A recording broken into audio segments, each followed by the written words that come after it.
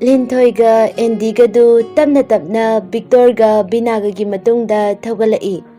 Makhoi moirang yosilakpada Binadu Lautakta hi tongningi haiduna makhoi hi tongfam manak amada gari adu khami. Lintoiga Endigasu moigi manakta gari adu khamai. Endina koidoroge bai gari yadraba. Victorna bai hi tongse aduga sendraromda haidaruraga yumalase dum. Hoi yaye gari se aswai mi myam khamnarisidoina khamurs law. Makhoi gari adu khamuraga changai. Binana akhoi mari plap tongba yaba thuju thugadaba asi motor busa asidoina tongase. Victorna hoi law chalase. Motor butuda nupa ma famduna lerambaduda Binana sidoina hangurase yagadrana. Victorna yani kai yaridino paisa kaya lawjano hange. Victor do nupa adugi manakta changsinduna sigi boche tongbada mi amada paisa kaya oidono. Nupa adu makhoidi ngaga noi mari tonggadabra. Mane. O adudi lupa chani. O ada kadai fauba chatoino. Asida fumdi chauba malaise asidagi koiraga halakani. Nga khamaga fumdi da kumtharasu yani. Aduga noina chaningba topa mafam chase hairagana mafam dugi paisa yeni. Victor do ahum da don silaga. Kamai dok saino aside la sira natraga ato mafam da chalusra. Binana aidi iyade yayi. Bai nangdi chaningbra. Lintoina bai chalarase aside dum halasida. Hoi fare dudi asipawa chalase. Makhoi mari du budduda dongduna chatpa horai. Binaga Victor gadi photo kaptana video namdana yamna rauna lay. Somda Lintoidi nungaifam khangdre.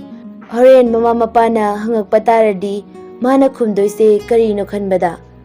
Endi su Lintoina matha saduna leibo bada masu nungaitre. Lintoidu tumina famaga leibada endina. Horenoi makhoina ngadi nanga khangnaba nupanina adum hairadora. Adum hairani. Kaisu hangoidra moina dinawanda. Nupa khangnai haibagidi kaisu hairoye. Aduda aiga khangnariba nupada aigi yektoi haibada ngakani. Yaro oina khanbaine. Ada yadrasu phajana hairagadi yengo. Aduga nangne noi mungna yade kainarasi kainadi hairakanuko. Hairo kisu moina yadrasu ne. Ibani gaidona machakra lore. Khaida chatoino. Nati akhoi yumda chatoine. Ada danang masi saunuko. Aiga fajana wari sanadena. Ai ngasidi bit ama yaudreba ngasaidene. Saudeda aisu khangi. Matang fajana unaraga lore keno. Ngasina loibasu natabasiba. Victor ga Binaga du fumdi duda hege ubaga kumthare. Lintoiga Endigadi kumthadabida famaga leiri. Binana bai kaidorage lao aikoi pula photo kapse. Endina Lintoida lao ibani dang sumtumina leradi moi nungaroye. Lintoidu tabli kumtharakpaga Binana bai kaidorage ngasaidai wasu pangna ngangda itan tanbadawna tawrido. Kaisu tawdi bai ai bit ama yaudre. Kaida chalusige nangi bit yawnaba. Kem chalorese bai adum yumdalase. Kaidorage nasangamdraba sendraromda chalukise tawbane siloiraga. Bai ai mathayam sare aduna ai kem chaningdre. Kaidorage bai hairose kaigi matha sarino. Bai aikoi ngasai lakpado idom chana ukre adugi aikoi mada soina tamamani. Tamning tamsanu kaino aikoi uzi angang sunatre moidi nupaga koirektabra haise adugi bu matha saranoe lao akoi pula photo makapse. Makhoi mari photo kapaloi baga makhoina tongakpa butuda kakatuna amuk hanagi mafamduda lai. Lintoina bai noi sarano sendra chasabada matangda fajanoina chalase. Ngasidi ai halage isasu nungaite. Binana kaidorage bai nang yamna nungaitaba natradi sumngya wakal nungainaba koithose. Bai noi oina chathora. Ai mathang oina fajana yarogeba isase nungaita tawbane. Adoiraga pulaboina yumda halasira. Victorna hoi yumoina halase pulab laminaraga noi mo hankibada nungaireba lao hannaba tarase aduga mathang amuk numit ama lepnaraga chalalore masi hainaraga makhoi maridu ngasai moina thengnaba mafamduda halai mafam adu hek yaubaga Andyna Linthoida hore noi makhoida fazana haiko yanaba hai haige adudi fare noisu sanaba taro hore nyum hek yaubaga phone taro hai Linthoiga Binagasu chalage hairamlaga mayumda chakre Andyga Victorgasu mayumda halai Andyga Victorgadu halakpada Andyna bye mathang doina fazana chalase ngasigidi sawadeko ibanina maram moiraga noisu nungaifam khangamare taningdeko adugumba wado ngasina loirabagi typeta ada Linthoidubu kayoina masangamdrino masangamda baise bye mata sabai wakal nungaitabai kaigi mata sari no aise ngasai chalamdaida noyana thawgakhraga akhoi laamdaida Lintoi khoi gi madum cha amana ukre adugi horen mayumda kai khumdoino na khalliba hojipu nupa ko beadriba moi maymna adugi nate adudi yadradi kaino akhoi anga matasu natra adugi nate adudi yadradi kaino akhoi anga matasu natra aduda ibani yek thokpasida moi mana cheigadaba khotgadabado adugine adubudi bai ayambana mama panane macha singdo yek thoknabada longna lenaba pamdabane khara khaktane aduda yarise haidi moisu macha nungsibanina machado asoy ngam thokni wana hingnina khanbe adugi tahoningdadana thingine adubudi chumme bai aduda sumadam nungsinaraga tokna handawdi kaisu pakna yareba namdana tokna lagana kaisu su nungaire hena dudagi fataba thabak torokpa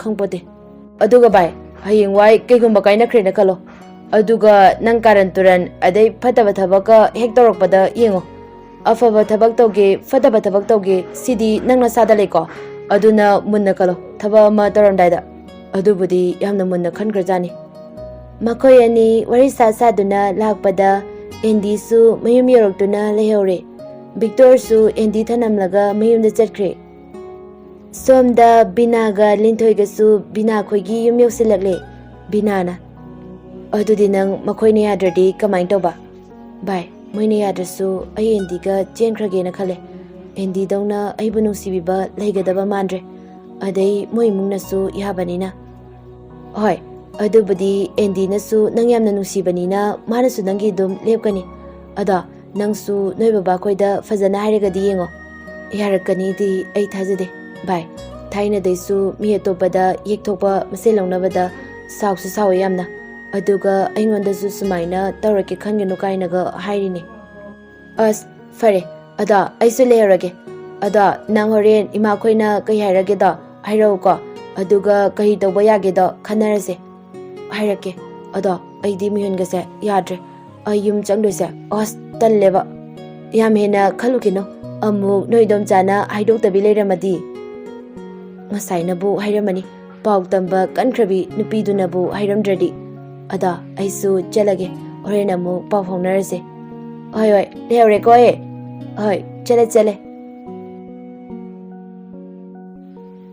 Linthoi mayum yobaga magi gari edu khamamaga imung dehek changakpaga magi mapa Premchan fadi chotpa maga iruzarubagi fadidu fogdoke haiduna tholai Premchan machanupi changakpa du uduna halabra hale baba gari thaudi kyam yaure adum khara yahobane ado baba kaida chatke haino dukan fauda chaluge tawbane pochai khara leisaloge adudi konani he yamna yare adudi gari sodo adum gari rapamo masi airamlaga Premchan fadidu foramaga magi kada mafi maron chetpa changkre Linthoi su magi kada changakpaga chakhumdagi memchana ibema nangalabra kaimga khangaudene nangalakpa halema ai gari thaujelakpagi makhon ngamta taudraba tahaudabagi ni ne hangise somdana chesina iseise hauna thadana lere ado nang chak hidoira karino hairo amuk chadraga lemakandane hundofam leite yam hapuno chakhom mutang chage aina nahana hui malore sedi kanam yade Linthoi du magi famungda hipthaduna Indida mayum yore haina tamge haina phone tawi. Hello, databra. Tai, nang yum yoraba. Oh, yore. Adugi tamge na darokbane. Oh, ada, noi ma koi na di game hairaktra. Hauzik fawgidi game hairaktriye. Idom chana haitribra natraga masaida. Aine khangdrira khangde. Os, aidi somda kai hairakto nona pakhala lere. Pakhala no he. Moine yadrisu ibani kesu kainaroi. Yade yadragana jela lore keno. Nang na buyaradi aidi jela se aine. Ima koi nasu yare. Ada, ai moiga hana wariyamta sanakige. Hoi, sanaro. Nang makoi na yadradi.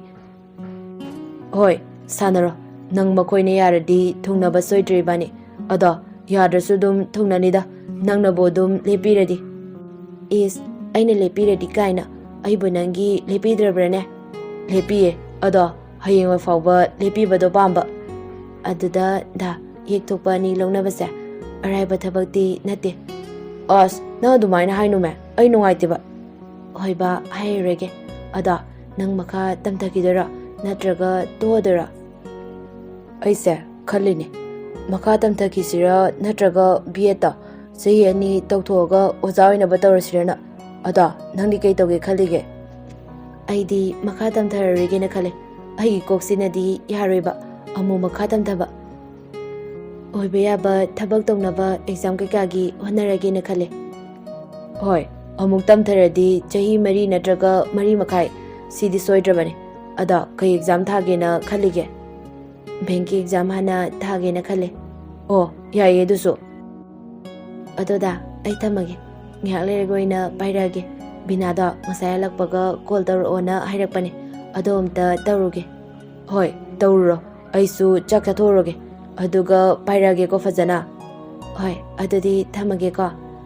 Linthoidu call thambaga binada muktawi. Binana. Hello, bye. Nang yum yoraba? Oh, yore. Aida hegalakpaga hairake tawbane. Ada amu wari sana leiraba. Adugi hojikta haireine. Saunuko. Is, saude, adugibo, kaigi saudono. Ado ngaikone, nang noi ma koi na di kay mairaktra. Kay mairaktriye. Bye, moi khangdri jala khangdre. Natraga kona haige tawri jala khangdre da. Os, ai di bako. Ahan bada nang yuman ki basu kuire. Aduga kay mairakta badudana. Noi ma koi na chayra jala khaline. Os, chay badi soitre. Bye, kaisu moi na yarakani thazade. Yek thokpanina. Ado bye. Indi nabani sa kaina ningdengo aduna nang makoine yadrasuna nabani upaya mayengo moine yadradi chenkrani bai mamangdai ibani hainaraga leirabane aiko yumnasu yarakani thajade aduna chenkrasena hais adadi plaloina sila thambe ofamnina has nang suba ada chakti sarabana charida nangdi charaba charambane aduda kolak bayolakpane oh adadi char aina mu mi chak charisidana yetpire chaka loiramdana mu loiramagana noida laidana nang chadrisu haibanina lao aikoida ai chadrisu pizage haini lake ada ai thamage ko amta chabase loise lukhige ai thama linthoidu kolek thambaga magi mama mem chadu magi manakta changi tumabro nangbo tumdri ma Chakse sari ngai sida chathoknaba tawrase napasu dukan thokibado halaktre kana mu thengnaradana wari salekrabano khangde mama ngang leraga charasu yaida aidi kyawa chaningde mem chadu ngaya tumil leramaga ngai khone ngasai nadom chana nangi pawma tama ine masi airakpada linthoidu miyun yamna chongbore kai pawnoi ma ngasai nanga nupa maga gari da chamina howi hai ado nupa dubu nanga khangnaba nupa ro linthoidu mama nangi badu khumdana tumina lei memcha du makata rai aima haira une haujikti nangsu chawrabane long khongdong ba yarabane nanga khangnari ba nupa do kanano karino ima koidasu khangaludana linthoina os adum kona khangjarakani kona natene haujiyaro kanano nupado maming kay kawe linthoidu pakhatpa amadi ikaibana su yadre haifet noaga hairei. Endi kawai ma. Oh, lamna kaide. Hauzikna kari toriba. Sangai parodagine ma. Masoiga punna kolesta minarakpani. Hauzikti oza oinaba BA thadoine tori. Magi sagaidi kaino. Mama mapagi mingna kai kawi. Mapadi lekhidri mama. Machanupiga mamaga makoyum leibane. Mamagi mamingna sanahanbi kaubane.